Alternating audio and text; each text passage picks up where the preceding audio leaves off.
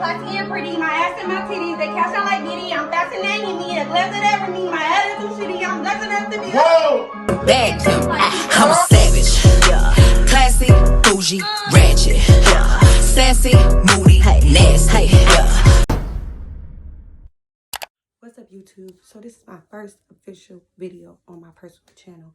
If you already do not know, I have a YouTube channel that's called AKB Clark Family, and that is a channel with me and my fiance. This will be my personal channel where I will do story, vlogs, you name it, you ask for it, you get it. Female tips, you know, because we got to do some girly stuff over here, but whatever. So this video, as y'all can tell by the title, was very requested. I'm gonna put the video up here that I'm talking about that had people ask so many questions. So this video is very personal.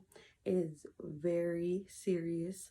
So I did this video, reason being is because it's a lot of people that's asking questions. Not only that, but it's a lot of people that went through the same thing that I went through, and I want to help. If I can help you and we can help each other, then we could be on the same page. So that's the reason for me doing this video. So before I get into this video, I need y'all to like, comment, subscribe, turn on your post notification, and comment down below notification gang.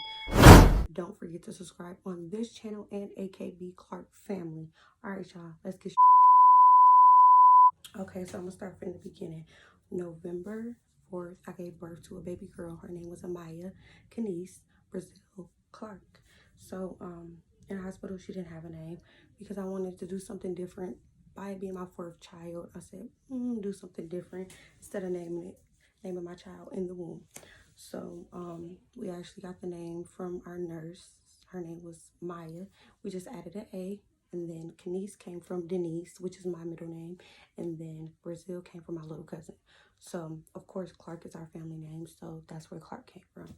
So, like I was saying, November 4th, I gave birth to a baby girl. She was healthy from my knowledge. When I gave birth to her, she was 6'1", 6 pounds, 1 ounce. And she was 19 inches. And this was November 4th, 2015. She will be 4 years old this year. Well, 5 years old this year. In November, she will be 5. And like I said, it's very personal. So I'm going to just hurry up and tell the story so I won't get emotional, because I'm not going to get emotional in this video. Like I said, this video is to help others. So that's what I'm going to do. Okay, so we took her home November 6th. I think they let us stay for like a day and a half. And then once we got home, we took her to our doctor's appointment on November 7th, November 8th. And when we got to the doctors, they were checking her because she had jaundice in the hospital. And none of my kids came out with jaundice but her, so it was kind of new to me. And she was getting cleared from it. They told me that when she was at the hospital, she had a little bit. So when we took her to the doctors, they told us to take her to another doctor's appointment right after that one so that she can get checked and get cleared for it. So she didn't have it anymore. From my knowledge, she didn't have it anymore. So I took her home. About later on that day, me and my sister was changing her clothes, and I was getting ready to feed her, and she was not wanting to eat. So what I did was I just checked her forehead, like, you know, to see if she was warm or not. And she was a little warm, so I immediately rushed her to the hospital. Once I got to the hospital, they started running all types of tests, trying to figure out what was going on with her. They came back, said she had pneumonia. They gave me like a couple of things, but they never was for sure of what it was. So they said about 14 days later, she would be fine to go home. So I'm thinking positive, like any other parent would. So about 14 days roll around, and she's getting worse. The oxygen's not working, and they rushed her over to ICU. Once we get to ICU, they like put this thing on her, this machine where it's pumping her chest because the oxygen is not working that they were using that was in her nose. So they put her in a temporary coma so that her body can relax while why the pressure was pumping on her lungs. So I say about the next day, they are calling Ann Arbor, which is a local, well, not local, but Michigan. It's in Michigan, and Ann Arbor is like an hour away. So they call them and they tell them that they need to send her over there because they have the proper machines over there and they don't have them at Sparrow. So they fly her. Well, the helicopter came and got her. They inform me that she's fine. They just don't have the equipment to do everything they need to do with her there. So they inform me that I cannot ride with her because it's not enough space. So I had to catch a ride there. So my whole time I'm thinking the baby's fine. She's just sick. She has a weak immune system because she's a newborn baby. So once we get to Ann Arbor, me, her dad, my mom, my sister, and my sister's godmom get to Ann Arbor. And as soon as when we get there, they called us to the back. Once we get to the back, now, like I said before, they told me that she will be fine and everything. So I'm not thinking nothing of it. So I get there and they inform me that my daughter is not going to make it. And at that point, I was angry because I felt as if me being the mother of my baby girl and you cannot inform me at Sparrow that her health was serious, more serious than you portrayed it, pissed me off.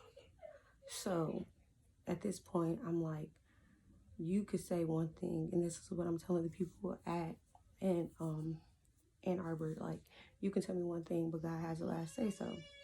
So once I get back to the area where we were sitting, everybody was discussing. I was discussing with my family what they told us, and so now I'm discussing with my family about everything that they told me, and I'm like, I'm worried, but I'm not worried because I'm like, God has the last say so. So at this point, they put me in a room again and they tell me, well, they have alternatives that they can use. So, which they told me is called ECMO machine, which is a life support method. It's where they stick it in here and blood flows through your neck, but it's basically life support. So it's basically giving your body rest time so that it can fight off whatever it has. Now, at this point, this is when they informed me that she has something called not at that point. They told me only adenovirus.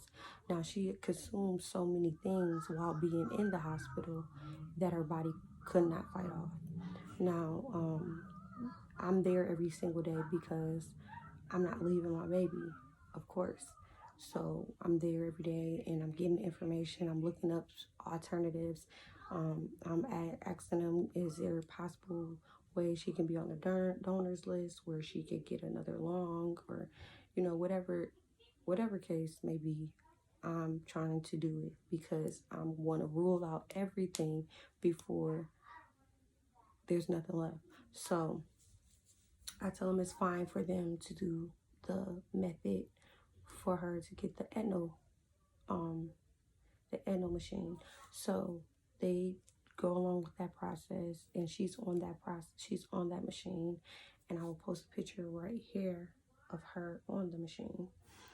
And at that point, I was just like, okay, what next? So every day they were coming and they would do rounds and they would tell me what's going on and blah blah blah. And at that point, it would just start getting frustrating because they were not taking it as serious, like it was not a life that was behind it. So at this point, I'm just like, okay.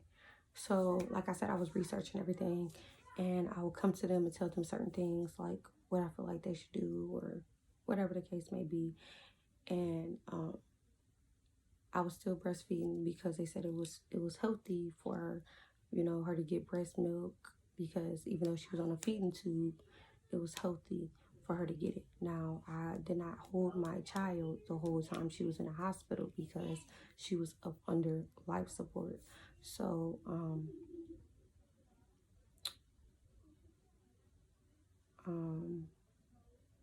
so at this point, I'm just starting to question everything at this point, because I'm like, why me? Why my daughter? Like, all my other kids was healthy. Like, why me? I don't know. I'm blaming myself, even though I know I didn't do anything wrong. But everybody blames themselves when something happens, or they blame somebody else. Me, personally, I didn't have anybody else to blame. And I didn't have me to blame either, but it was best for me to put it on myself, whether anyone else. So I was being hard on myself. So at that point, I just started reading the Bible to my daughter every day, singing to her, doing anything I can do to make her feel and know that I'm there. And after that, they come in and they're like, well, the adenovirus is gone, but she has HLH.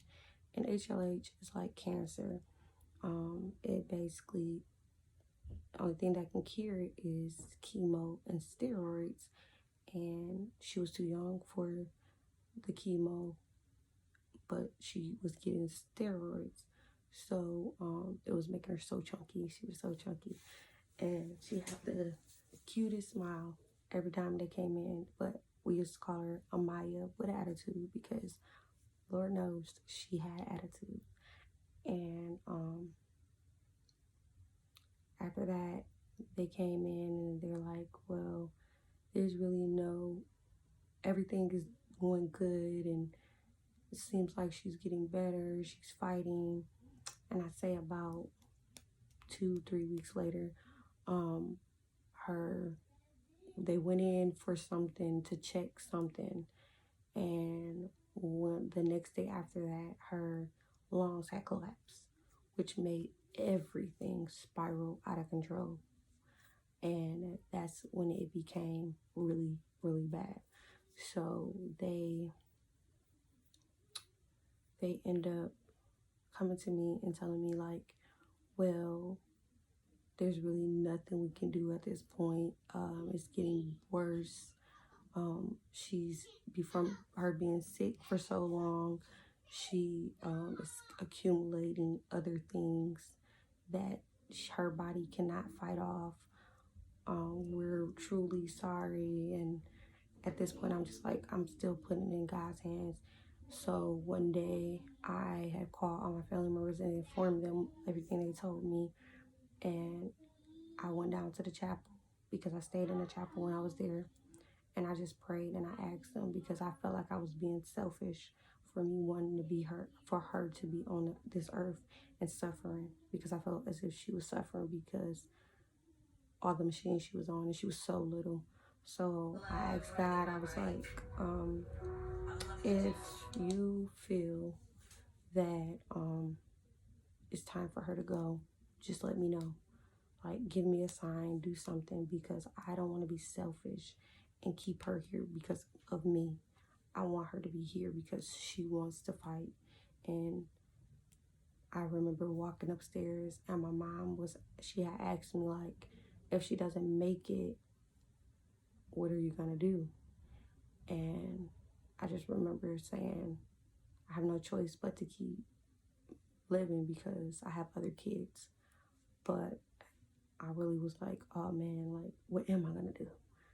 And I remember walking to the back, and when I got back there, I just remember,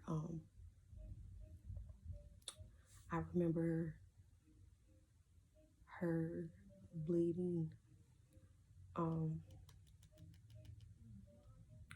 I want to say her nose, and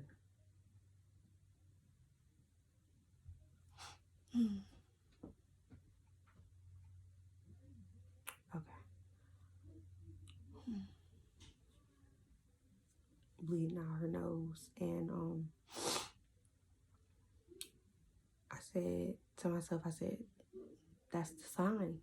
Like, because they said on the ECMO machine that you can only be on there for a certain amount of time, and if you be on there for too long, you start damaging your body and like cause seizures and stuff.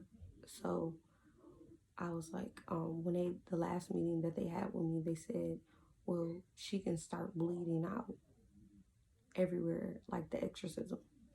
And I'm like, oh no, like, and that's why when I went down to the chapel, I asked, like, God, just give me a sign if you feel like she's not gonna make it, give me a sign, because I'm not gonna be selfish and allow my child to bleed out if she's not gonna make it. It's not worth it.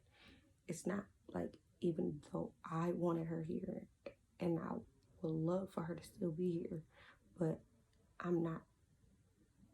Me as a parent, you're supposed to protect your child, and if your child is hurting, you're supposed to do anything and everything to get that pain out for them. And if that's me letting my child go to be with God, of course I will do it. So at that point, I called all my family and I said, she's bleeding, and I explained everything I just explained to you. Like, I asked God, he gave me a sign, like, I can't be selfish. So because they was asking me to unplug her. So I remember the next day after that, I went in her room and I was just talking to her in her ear, and I was like, I remember saying, Amaya, mommy loves you, and you don't gotta fight no more. You don't gotta fight no more. You can go.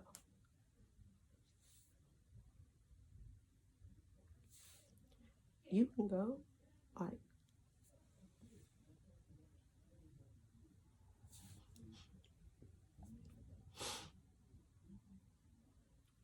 you can go. It's fine. You don't gotta fight no more.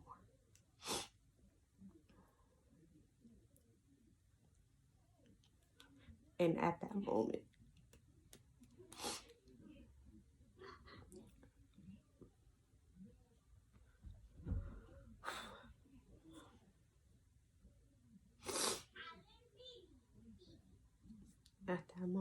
I just remember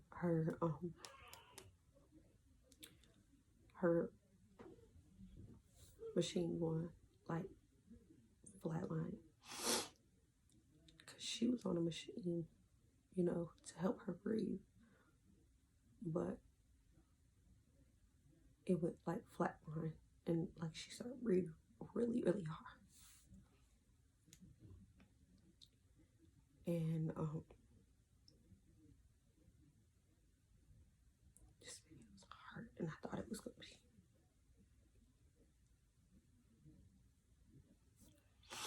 So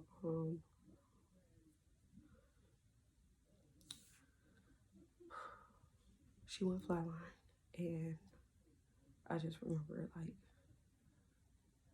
saying to myself, like, she was only fighting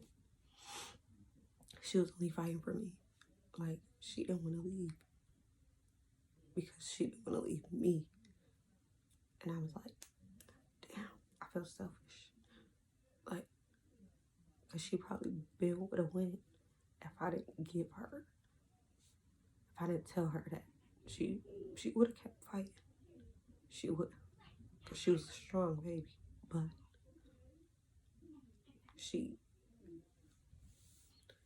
y'all, I'll be right back. Okay, so like I said, she would have continued to fight because I feel like she was fighting for me. And once I told her the words, I seen everything go downhill from there. So I remember discussing with her dad, and he didn't want to let her go, but I kept telling him, like, we gotta be strong because we can't be selfish. I said, because what if we wake up one day and she bleeding everywhere? Like, I know we would hate ourselves for it. So I remember we talked about it, and all my family came down, and everybody got to say their last goodbyes. I remember they took us in a room, and when they took us in a room, she was still on the machines, but they gave her a whole bunch of medicine so she wouldn't feel it. And when we got in a room, they started unplugging everything, and I remember just holding her while she was off of the machine. And it took a long time. Like, I asked them, I said, well, once you guys unplug her, like, how long after will she go? And I remember them saying,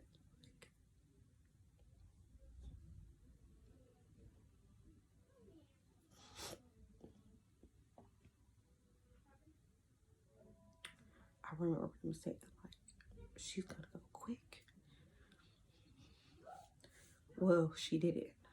She was still fighting. So it took her about maybe 10 minutes to go.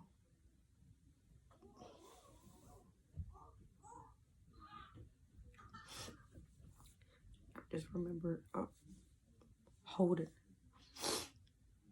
I held her until she got cold.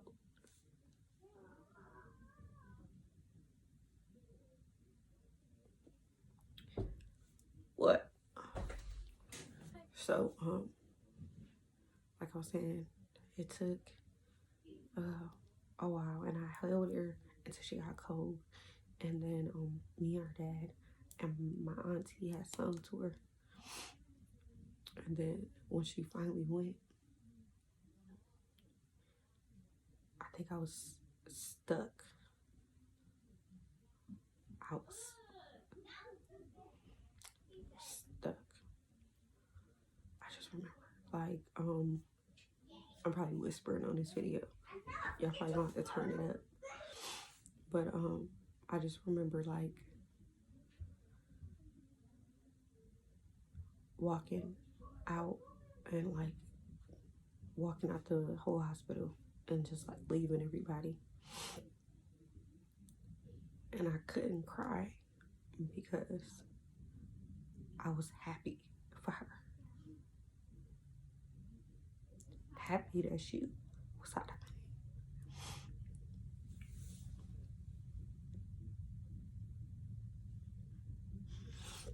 And I didn't want her to see me cry. I didn't want her to look down and see me crying. So, and think she did something wrong for leaving, for going. I didn't want her to feel, even though she was a baby, but still, like, I wanted her to know that I was happy for her. So, if anybody was wondering why I was so strong, that's why. I really wasn't strong.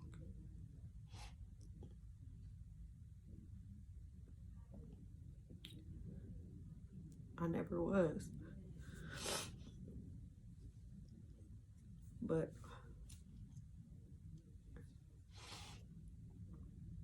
I'll do another video on that, on, like, life after her passing. I'll do another video on that, but this one is to answer everybody's questions on how my baby girl passed, Amaya Bear. But like I said at the beginning of the video, make sure y'all subscribe, turn on post notification bell, comment down below, and share this video. If you know anybody that's been through the same thing I've been through, share it to them and let them know that every day it may not get better, because it's 4 years later for me, and it's still a touchy subject. It still is, and it always will be. nobody would ever know your pain.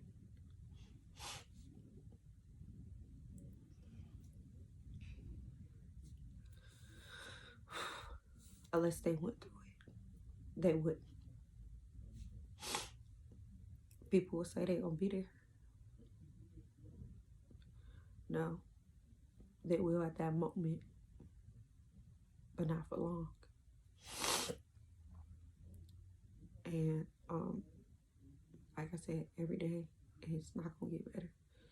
I'm not gonna sit here and lie and say every day it get better like everybody else say. No, it don't, and it never will. So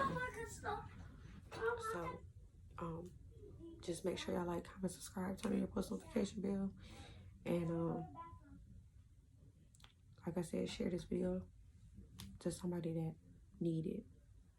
Somebody's trying like to pass yesterday, today, and they might need to know that they're not the only ones that's going through it.